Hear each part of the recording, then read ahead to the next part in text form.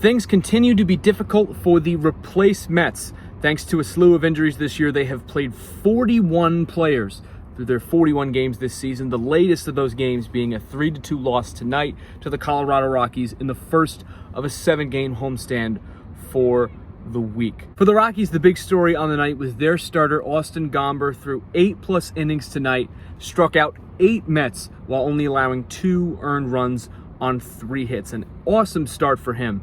Mets starter David Peterson threw 6 innings tonight, total allowed 3 earned runs on 5 hits, 3 of those hits being 2 solo home runs, both of those coming in the second inning, the other run coming via an RBI triple in the 4th inning. And that 4th inning triple was when John Fargas, the center fielder for the Mets tonight, hit the center field wall and went down. He ended up leaving the game after that inning with what is said to be a left AC joint sprain. We'll see what comes from that. Of course, if Fargas finds his way to the IL, he will join a host of Mets on that list, including Pete Alonso, the regular first baseman. And it is Alonso being on the IL that led to James McCann, typically a catcher, making his first ever major league start at first base tonight for New York. Made a nice play in the 1st inning and ended up homering in the 8th inning to get the Mets on the board finally.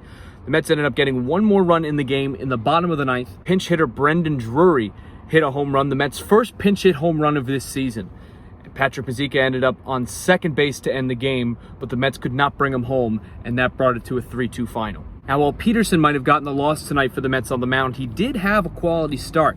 6 innings pitched, allowed only 3 earned runs, really only had 2 difficult innings, if you will.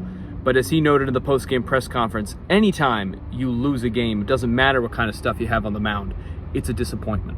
Another note for Peterson, this is the 6th consecutive 1-run game in which he has pitched. He's the first Met to do that since Johan Santana in 2009. It's also the longest streak in the major leagues this season.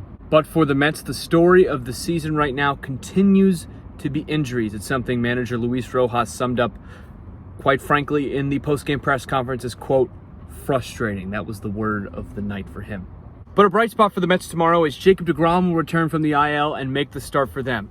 Of course, he'll be a welcome return from the mound, but his bat might much be needed as well. Live from the parking lot outside of Citi Field, I'm Dylan Balsamo, WFUV Sports.